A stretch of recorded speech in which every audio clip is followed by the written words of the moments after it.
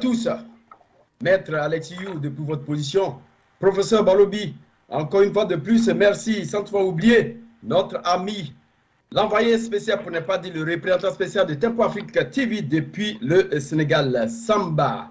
Encore une fois de plus, soyez la bienvenue sur Tempo Afrique TV pour ce grand débat.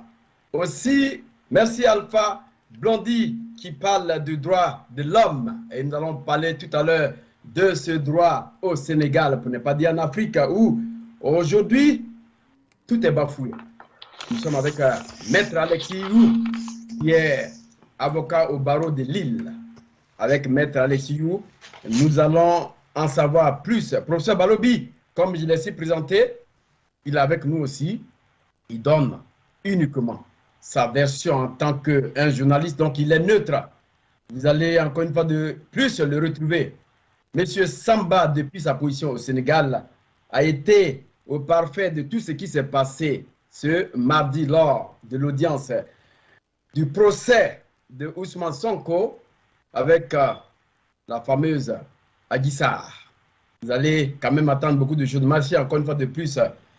Alors, Maître Alexiou, je voudrais quand même vous dire merci d'être à Tempo Afrique TV pour ce grand débat. Oui, bonsoir à tout le monde, bonsoir Serge, bonsoir professeur Balobi, bonsoir à tous les téléspectateurs et tous les Sénégalais qui nous suivent, les Sénégalaises qui nous suivent, en particulier les Sénégalaises qui nous suivent.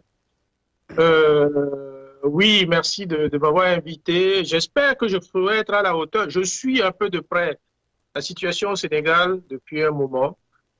J'espère pouvoir être à la hauteur, en tout cas de pouvoir expliquer un certain nombre de choses à mes compatriotes africains et à mes amis sénégalaises et sénégalais ce soir.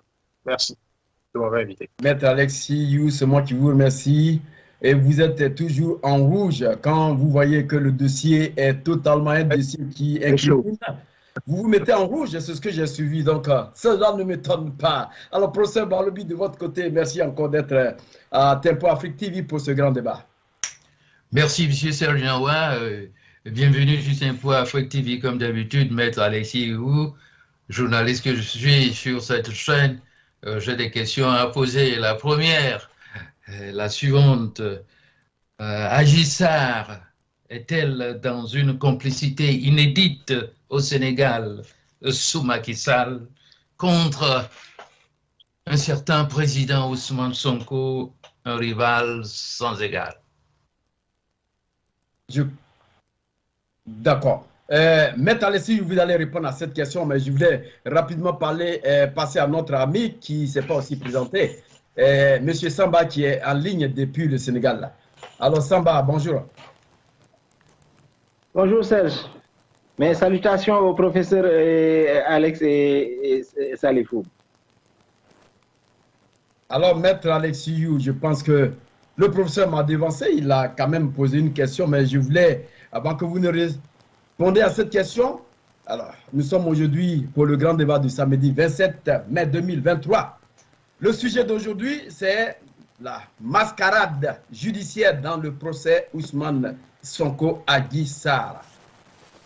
Merci, professeur. Vous avez bien fait de poser la question. Et je voudrais aller jusqu'au but.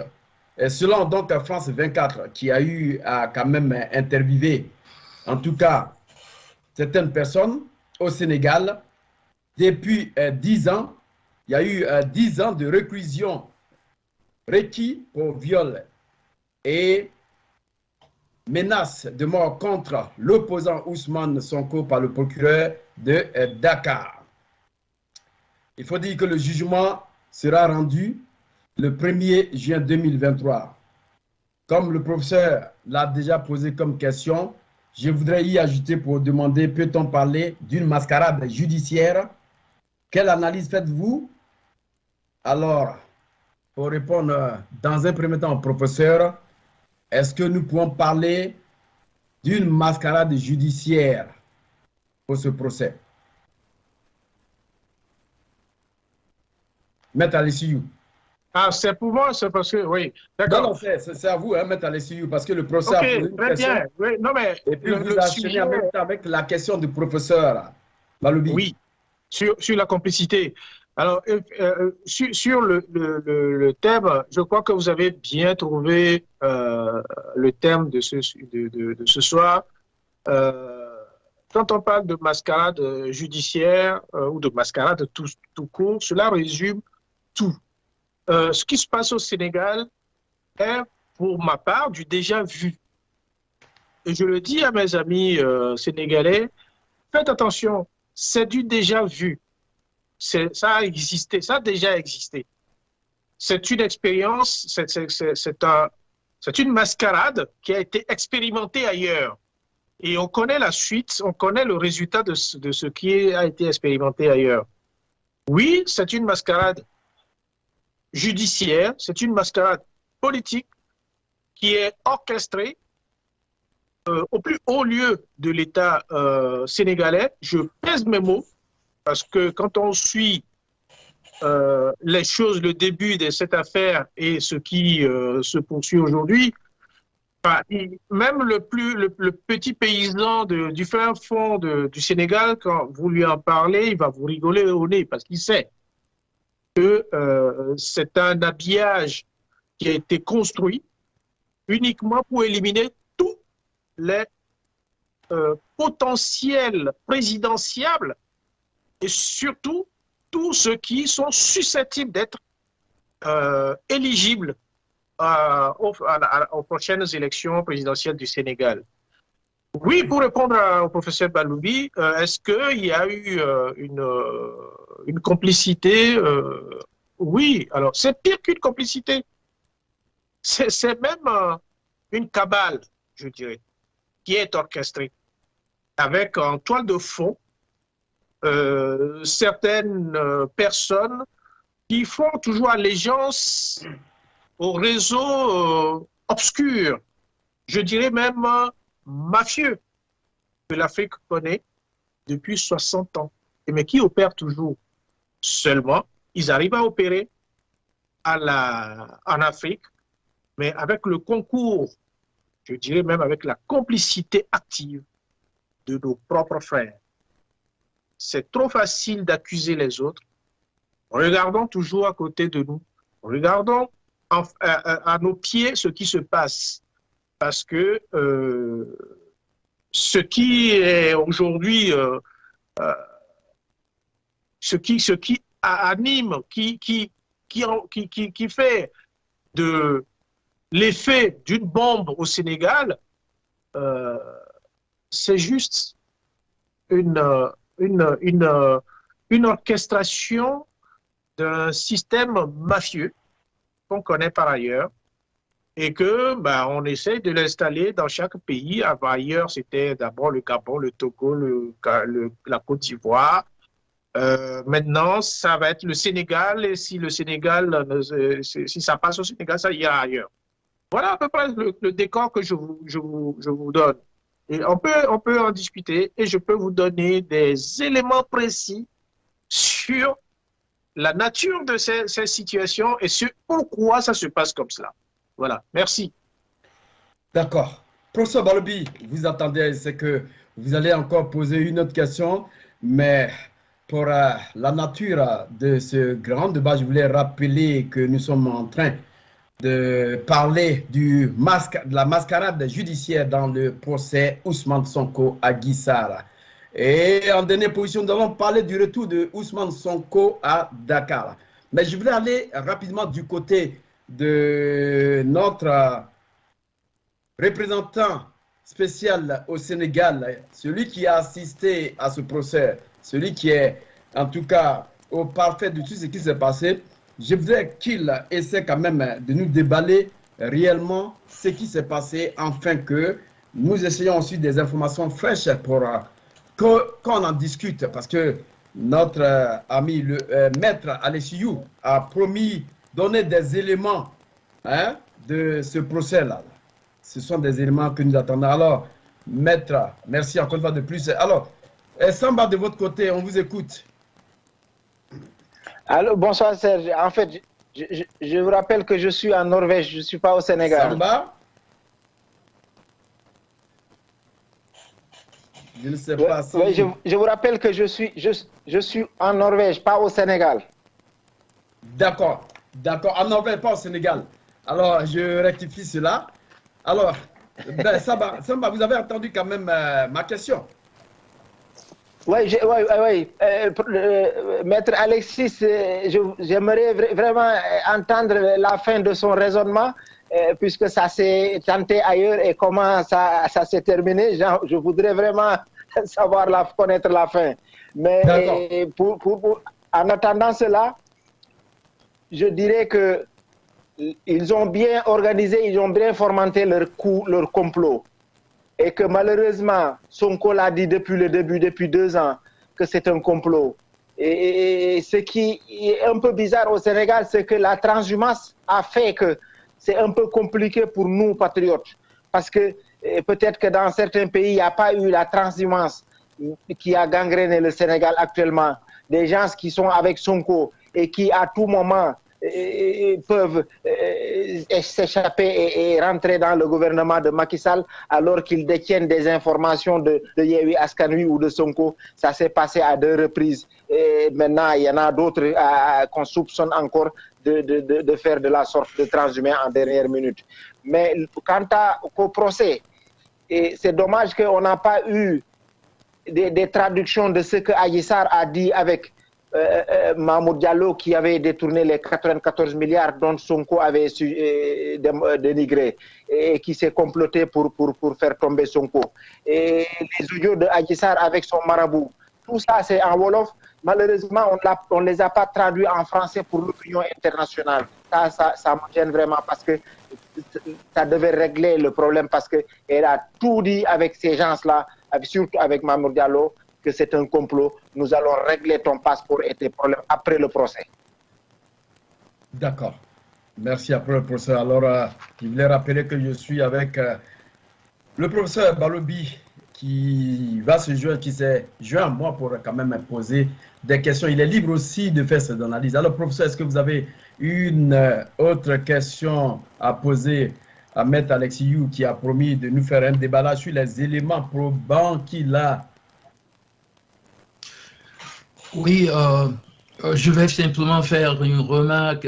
Vous savez, je dois remercier la production ici pour avoir planté une image qui est emblématique de tout ce que nous sommes en train de chercher à décortiquer.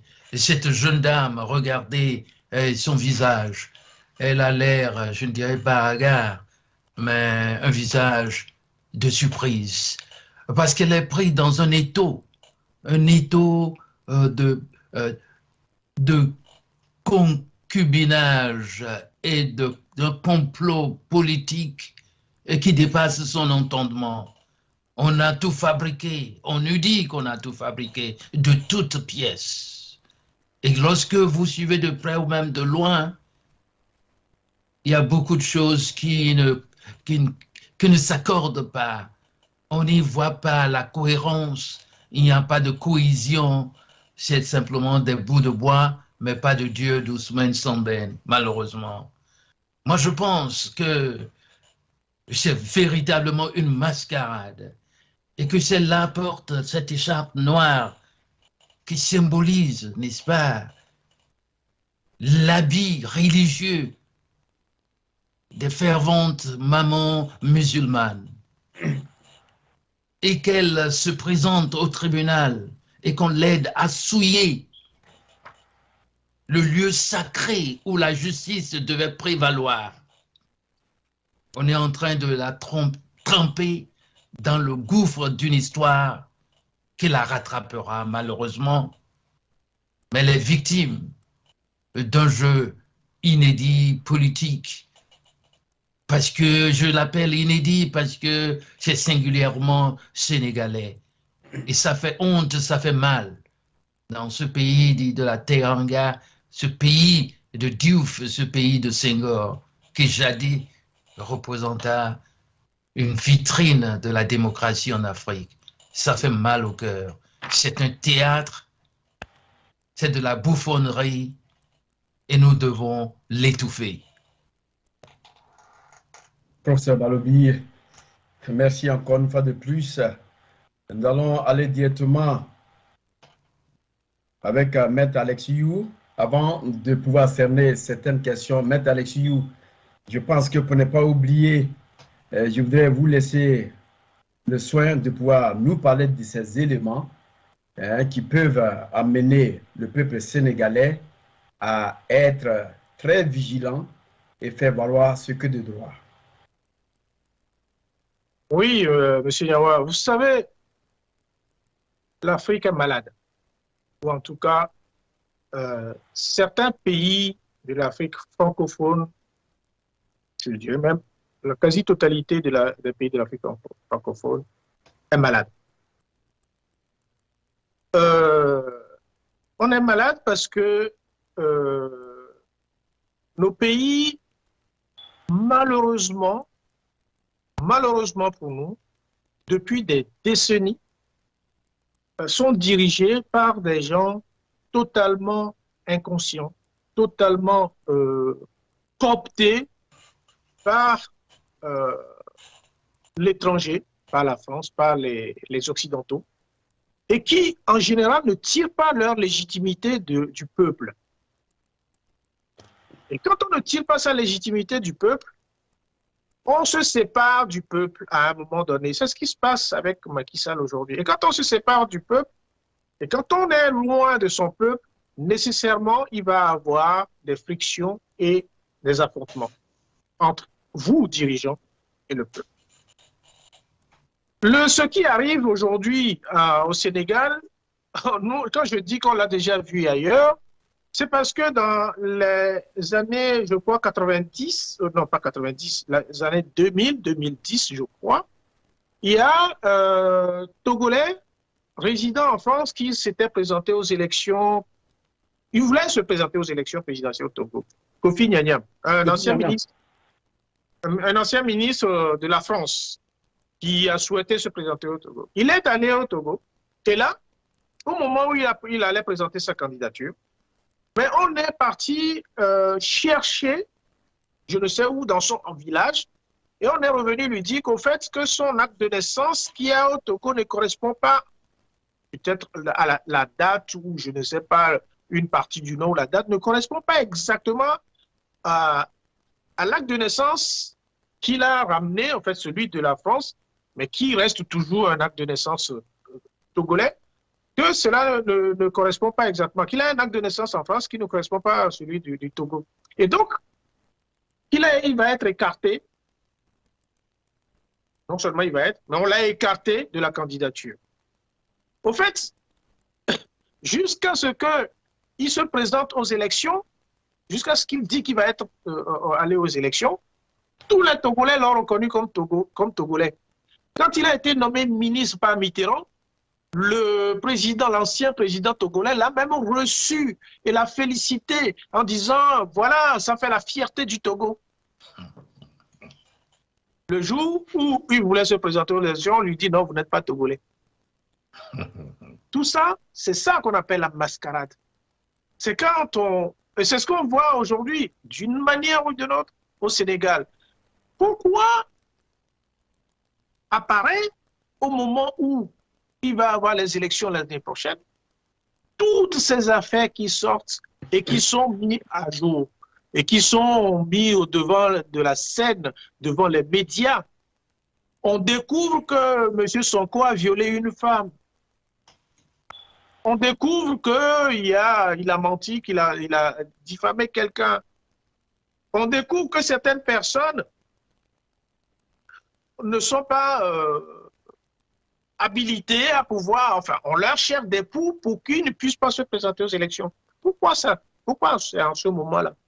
C'est tout simplement parce que Macky Sall et ses affidés veulent écarter tous ceux qui sont susceptibles de pouvoir se présenter et surtout gagner les élections. Parce que ceux qui vont rester, au fait, on élimine ceux qui sont susceptibles de gagner les élections. Et ceux qui vont rester, c'est ceux qui ne peuvent pas gagner les élections. C'est ceux qui n'ont aucun aura, qui n'ont personne, qu'on ne connaît même pas. On va vous trouver des candidats bidons. Mais ça, cette méthode-là, ça a été utilisé au Togo, ça a été utilisé au Bénin, ça a été utilisé en Côte d'Ivoire. Et à chaque fois, ça a marché. Donc, le Sénégal, qui a toujours résisté, ou en tout cas qui a toujours fait preuve d'une certaine qualité de démocratie, et même si on sait qu'au temps de Senghor et de Diouf, tout ça, c'était une démocratie contrôlée, mais il y avait une certaine liberté de faire. Aujourd'hui, le Sénégal est en train de basculer totalement dans le camp des satrapes reptiliens, comme les appelle mon ami Niamsi, c'est-à-dire une dictature pure et dure. Donc, ce qu'on reproche aujourd'hui à Sonko et à tous les autres qui sont là, c'est rien d'autre qu'un habillage. C'est très facile de le faire. Le jour où vous prenez le pouvoir, vous allez voir que c'est beaucoup plus facile quand on est au pouvoir de créer des situations, d'éliminer des gens, de qui vous voulez, quand vous voulez et comme vous voulez. Et c'est ce que Macky Sall est en train de faire. Et ça, il ne faut pas le laisser faire ça. Parce que j'ai entendu qu'il voulait... Alors, ça c'est classique aussi. On crée la situation, on prend un certain nombre de choses et surtout, on doit certaines personnes qu'on veut éliminer et après on leur dit, mais maintenant, pour la cohésion du peuple, pour le bien de notre peuple, mais on va trouver un dialogue, on va trouver un point d'entente et sachez très bien que l'histoire de dialogue, c'est venez dialoguer et je vous dirai ce que moi j'ai envie de faire. Et c'est ce qu'il va faire. Ne tombez jamais dans ce piège-là. Paul Gnassingbé l'a fait. Au Togo, il y a eu 29 dialogues. Il n'y a aucun qui est abouti. Aucun. À chaque fois, c'est lui qui revenait sur la scène. Donc, tentez pas ce coup-là. Pour le reste, j'expliquerai le procès qui se passe. Je vous expliquerai aussi ce qui s'est passé parce que mes confrères ont quitté la salle, ils n'ont pas plaidé. Je vous expliquerai pourquoi. Ils ont bien fait de ne pas le faire. Normalement, c'est cette question que je voulais poser. Mais avant de poser cette question, professeur Balobi, de votre côté, est-ce que vous avez quelque chose, une question à poser ou bien? Maître Io, en réalité, est-ce que c'est une question de démocratie mal gérée à travers les États presque faillis africains? Est-ce que c'est une question de démocratie mal gérée ou bien c'est une question des hommes qui sont presque apatrides, sinon qui n'ont aucun amour pour la patrie, mais qui naviguent dans un populisme, comme le dit l'autre, criard, ou qui magouillent de jour comme de nuit, et comme quoi aussi, eh bien, on arrive à tromper la majorité du peuple qui vote. Parce que Macky Sall est venu quand même, il est sorti des urnes, il avait une majorité quand même confortable pour devenir président de la République. Qu'est-ce qui se passe? Démocratie mal gérée ou bien fondamentalement on a un problème de gouvernants de qualité? Et quand je dis qualité, je ne fais pas allusion au diplôme. Je fais allusion à l'amour que l'on porte dans son corps, dans son cœur. Bien sûr, le cœur est dans le corps pour la patrie. Oui, M. Balbi. En fait, vous avez tout dit. Hein? Dans votre question, il y a déjà une réponse. Pourquoi, je rallonge un peu votre question, pourquoi ce problème de gouvernance se pose principalement dans les pays francophones? Pourtant, les pays francophones ont vécu la même histoire que les pays anglophones, lusophones d'Afrique. On a été colonisé, peut-être pas certains, à part l'Éthiopie et le Libéria et certains n'ont pas été colonisés. Mais tout le reste a été colonisé. L'Afrique du Sud a vécu la pire situation de l'apartheid à une époque, mais l'Afrique du Sud s'en est sortie.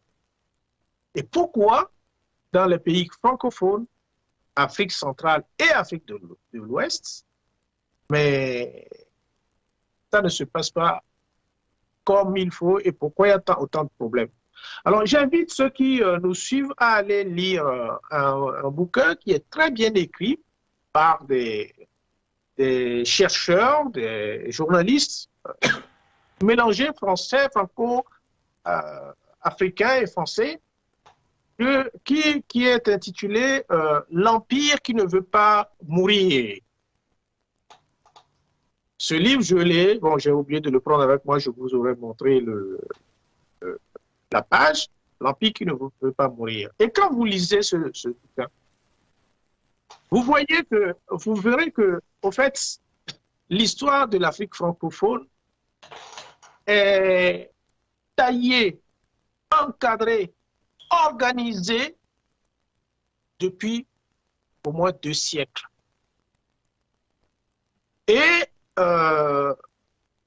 le colon francophone, en fait, n'est jamais parti de l'Afrique comme les anglophones sont partis. Les anglophones sont partis, les francophones ne sont pas partis. Ils ont juste changé de méthode. Et cette méthode consiste à mettre en place une gouvernance que eux, ils tiennent et ils détiennent et ils tirent toutes les ficelles de cette gouvernance-là, comme des gouvernants. Moi, je vais vous dire quelque chose. Moi, j'ai des amis en France, des amis même qui font partie de l'armée de l'armée française. Je crois que je l'ai déjà dit ici. Des gens, des généraux, des colonels. Et un jour, un colonel, en discutant avec lui, je lui reprochais ce qu'il faisait en Afrique. Je lui dis, écoute, on est des amis, ok, mais je ne suis pas d'accord sur ce que vous faites en Afrique, parce que. Alors, je lui donne plusieurs exemples et des motifs. Pourquoi les dictateurs, pourquoi il y a au Congo, vous soutenez les dictatures, pourquoi au Gabon, au Togo, pourquoi au Mali, pourquoi en Côte d'Ivoire, pourquoi Déby doit rester éternellement au Tchad. Et au cours de notre discussion, il m'a dit, Alexis, il dit, mais tu vois, tout ce que tu viens de me dire, je le sais. Je le sais, mais je peux te dire aussi que c'est vous qui nous facilitez la situation. Enfin, ce sont tes frères de là-bas qui nous facilitent la situation d'agir ainsi. Et nous, on est dans un monde de rapport de force. Et donc, si on a en face de nous quelqu'un qui est faible, on va l'exploiter, on exploite cette personne à fond. Si on a en face de nous quelqu'un qui est solide, soit il nous bat, soit on le dégomme. Et pour rigoler, il m'a dit, tu vois, des gens comme toi, tu ne seras jamais un président ou un responsable dans ton pays, parce qu'on n'en veut pas. Il me l'a dit. Il dit, on ne veut pas des gens comme toi.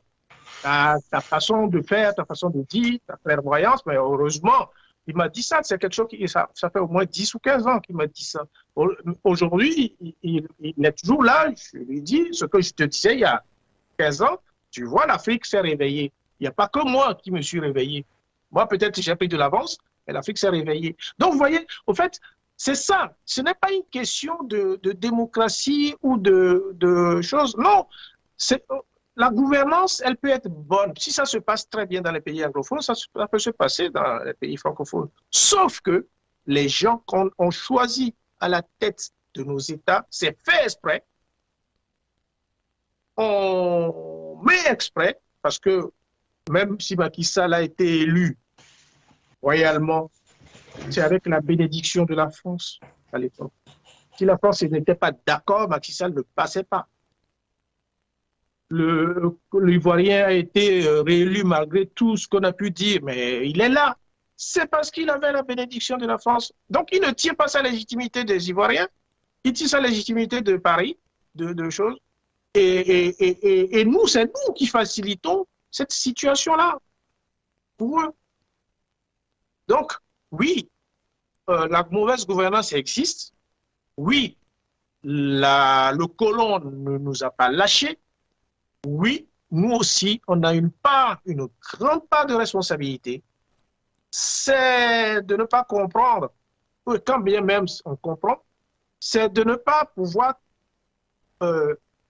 se dire que l'Afrique, qu'on peut évoluer sans ces gens-là, qu'on peut avancer sans ces gens-là, qu'on peut faire des choses sans ces gens-là, et de croire que sans la France, sans les États-Unis, sans eux, on ne pourra rien faire. Malheureusement, c'est le plus gros mal que nous avons. Donc là, ce qui se passe au Sénégal, c'est un test.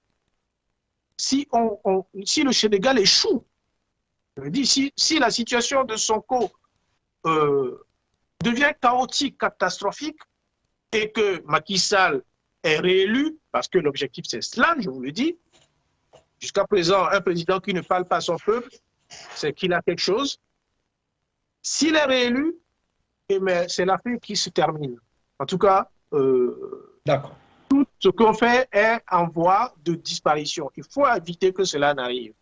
D'accord. Je pense que Maître Alexiou, on va revenir tout à l'heure à vous. On va aller du côté de Samba qui attend impatiemment. Alors, Monsieur Samba, vous avez vu ce procès qui a quand même pris une autre allure. D'un moment à l'autre, ce procès a duré plus d'une journée. Si les avocats avaient eu quand même cette possibilité de présenter, en tout cas de faire leur déposition, on allait peut-être aller à plus d'une semaine. Mais du coup, il y a eu une journée. À quoi? Alors Samba, on est un peu inquiet avec ces avocats qui ont quitté aussi, en tout cas, Maître Ali va en parler, qui ont quitté aussi la salle parce que ils ont totalement émis des doléances qui ne sont pas acceptées. Et puisqu'on avait déjà un dossier de 431 pages ou bien 400 et quelques pages qu'il fallait en tout cas faire défiler sur place, ces avocats qui n'avaient pas le contenu de ce document pour pouvoir s'organiser, s'apprêter et puis venir faire encore ce que de droit. Alors, comment, selon vous, vous analysez en tout cas le comportement de ce parquet qui a réellement pris cette décision de ne pas écouter les avocats, mais de continuer ce procès? Oui, vous savez, Serge, avant de parler du procès, je voudrais revenir sur ce que maître et professeur ont dit concernant les pays francophones. Il s'est trouvé que tout ce que le professeur a dit, c'est des qualités qui se trouvent chez les politiciens au Sénégal. Disons que Abdoulaye Wade est venu après 40 ans de PS de Senghor et Abdou Diouf. Quand il est venu, il a dit que les libéraux sont venus pour 50 ans. Donc, il voulait faire plus de 40 ans que les socialistes ont fait au pouvoir. Et il l'a dit tout de suite.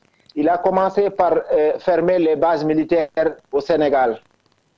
Et le peuple avait cru que le gars allait régler le problème du Sénégal avec les colons. Malheureusement, c'est le seul acte qu'il a posé concernant les colons qui devraient quitter le Sénégal à l'époque quand il est venu en 2001. Et après cela, au lieu de finir avec les Européens et les Français, il a continué sur cette lancée de vouloir faire 50 ans pour les libéraux. Il est dans ce complot. Il est dans ce complot parce qu'on a eu des gouvernants qui, avec le PS, c'est des ministres qui venaient et partaient sans déclarer de patrimoine quand ils venaient et quand ils quittaient. Ils sont devenus des richards. Et Abdoulaye Wade voulait faire de même avec ses partisans en les laissant partir, venir et partir comme il voulait en tant que ministre et PDG, sans des audits, sans déclaration de patrimoine. Ils se sont enrichis eux aussi. Maintenant, rester à la transhumance dont je parlais, ce qui a fait donner une situation très difficile au Sénégal, c'est que la transhumance a joué un très grand rôle. Parce que quand il quittait Abdoulaye Wade, il avait déjà comploté parce que en 2017, quand Sonko se présentait, Abdoulaye Wade est venu et avait conclu un pacte avec Sonko pour l'aider à prendre le pouvoir. C'était un complot. Il est parti en Guinée à 2 jours des élections. Quand il est revenu, au lieu de déclarer à ses partisans de voter pour Sonko, il est retourné sur la France sans donner un mot d'ordre. Et les gens ont voté comme ils voulaient et ça a fait que Sonko n'a pas pu prendre le pouvoir. Donc c'est Abdoulaye Wade qui avait comploté avec Macky Sall. Malgré que Macky Sall a pris son fils en prison, tout ça faisait partie du complot. C'est un gars, le fils d'Abdoulaye Wade, est un prisonnier qui a été libéré une nuit et amené au Qatar. Il vit son luxe. Il vit son luxe parce que c'était un complot. On l'a libéré sans la connaissance du peuple sénégalais. Donc ça faisait partie du complot. Et pendant les élections, Macky a choisi les candidats.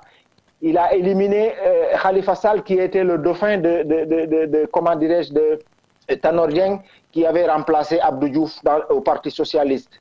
Et comme Tanor avait transhumé avec 2 autres qui sont Moustapha Niasse, à qui Macky avait confié l'Assemblée nationale, et l'autre qui est Dansokho, qui avait aidé Macky au 2e tour à prendre le pouvoir. Donc c'est des gens qui ont tout de suite transhumé vers Macky. Maintenant, restaient les ministres d'Abdoulaye Wade qui, un à un, ont transhumé vers Macky Sall. Ils sont dans le gouvernement de Macky Sall. Donc ils ont tout le temps comploté contre Sonko. Maintenant, rester à l'éliminer en l'accusant de telle et telle chose avec Mamba Niang et avec Adji Sarr. Et c'était pour l'éliminer définitivement parce que Sonko était en train de monter en puissance. Donc il fallait créer ce complot. D'abord le complot de Adji Sarr. Qu'est-ce qui a fait qu'on a comploté avec Adji Sarr, cette jeune fille? C'est parce que Sonko s'était permis d'aller se soigner dans un salon parce qu'il a un mal de dos. Et ils en ont profité parce que Sonko avait accusé Mamour Diallo d'avoir détourné 94 milliards. Et pour se revenger contre Sonko, le gars avait comploté avec son gendre, qui se trouve être un avocat, qui a amené cette fille chez le gynécologue et pour créer ce complot de toutes pièces. Et maintenant, malheureusement, Sonko s'est prononcé sur le cas de Mamba Niang de Prodac avec 94 milliards, qui est devenu un autre procès, tout simplement parce que le gars avait détourné. Et tout le monde le savait. Des gens en ont écrit un livre. On en a débattu pendant 1 an au Sénégal. Malgré cela, ils ont attendu que Sonko en parle, avoir fait une faute de prononciation avec IGF. Ils en ont profité pour dire diffamation. Donc, malheureusement, c'est tombé sur Sonko encore. Donc, c'est ce qui a amené ces deux procès. Maintenant, ce qu'ils ont fait, c'est continuer à enfoncer le clou parce que ceux qui sont autour de Sonko dans la coalition de Yewwi, c'est des gens qui, la majeure partie, sont aussi des gens qui faisaient partie du système, de l'ancien système. Et donc, c'est des gens sur qui on ne peut pas compter. Mais comme Macky Sall a eu le pouvoir avec l'aide de Tanor Dieng et les autres au 2e tour contre Wade, et Sonko a cru qu'on ne peut pas passer au 1er tour, donc il faut créer une coalition pour avoir de l'aide si toutefois qu'on passe le 1er tour pour avoir la puissance au 2e tour. Il a cru à cela pour une 2e fois, un 2e complot. Ces gens qui sont avec lui dans le Yewwi se sont mis dans cette coalition avec intercoalition de Wallou qui est le parti de Abdoulaye Wade. Donc ils ont tout fait pour avoir beaucoup de députés. Le peuple a cru à cette intercoalition et ils ont aidé Sonko qui a battu campagne pour que Wallou et tous ces gens de Yewwi puissent avoir beaucoup de députés. L'opposition pourrait avoir la majorité à l'Assemblée nationale. Malheureusement, Wallou a trahi en dernière minute alors que le peuple avait fait le travail en leur donnant des députés pour avoir une opposition majoritaire à l'Assemblée nationale. Malheureusement, avec cette trahison en dernière minute, Sonko s'est retrouvé seul avec le Yewwi, qui sont ses partisans. C'est des gens qui font partie des anciens régimes, donc c'est des gens qui font partie de ce système et qui à tout moment peuvent le trahir. Il y en a quelques-uns qui ont trahi parce qu'ils ont quitté le Yewwi pour aller rejoindre Macky Sall en dernière minute. Et c'est des gens qui ont amené les informations qui se trouvaient dans le Yewwi de Sonko et qui l'ont informé Macky Sall de tout ce qui se tramait dans le Yewwi. Donc, Sonko se retrouve dans un autre complot. Ça fait 4 complots contre lui seul. Mais le peuple s'est réveillé puisque l'Afrique francophone, nous avons des pays qui sont tombés dans un piège eux-mêmes, les pays francophones. Si je prends le cas du Sénégal, au lieu de se réveiller au moment que les anglophones s'étaient réveillés, les francophones avec le Sénégal se sont endormis en continuant à accepter la manipulation de l'Occident, de la France, ce qui nous a amenés dans cette situation. Mais on devrait avoir le pouvoir en 2017. Malheureusement, les trahisons ont fait que ça n'a pas marché. Pourquoi Sonko et ce procès maintenant, si je reviens à ce procès? Malheureusement, ils n'ont pas fait les traductions de la jeune fille. Parce que c'est une jeune fille. J'aimerais vraiment que Malik nous montre les images. Parce que le professeur en parlait. Je veux que Malik nous montre les photos de Adji Sarr, la jeune fille.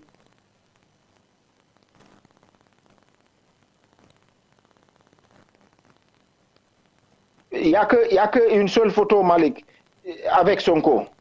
Et cette photo dont vous voyez,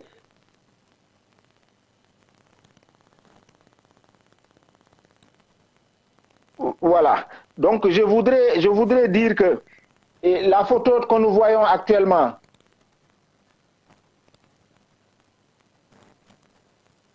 c'est quand les Européens, le TV5 est venu au Sénégal, on a créé cette photo pour montrer une Adji Sarr en détresse.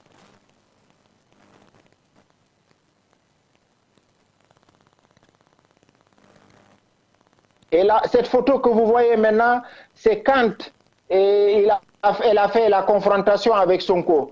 Donc là, en écharpe, c'est quand les Européens sont venus la manipuler et il fallait montrer une image de Adji Sarr qui était en détresse.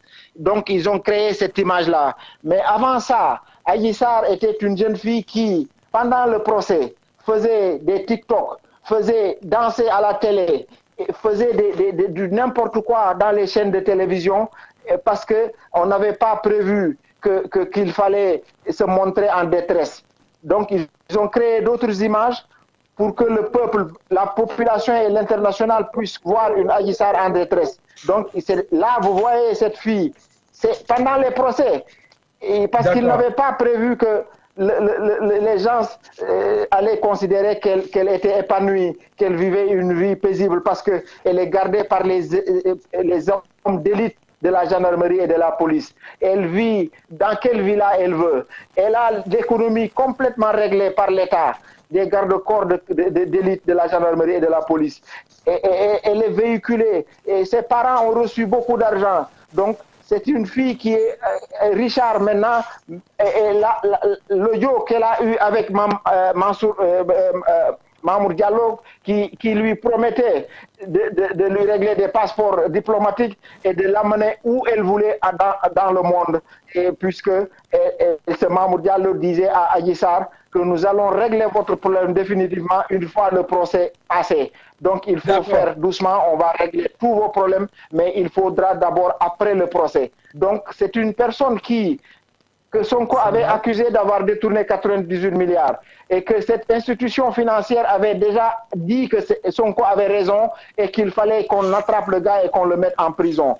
Mais au lieu de le faire, on l'a nommé dans un autre poste, donc le gars, on ne l'a pas emmerdé. Et maintenant, même au moment du procès, Sonko a demandé qu'il vienne en procès parce que c'est un témoin avec cet audio qu'elle a eu avec la jeune fille, mais le juge a refusé que le gars puisse venir témoigner. Même les avocats, c'est ce qui avait amené Adji Sarr chez le médecin.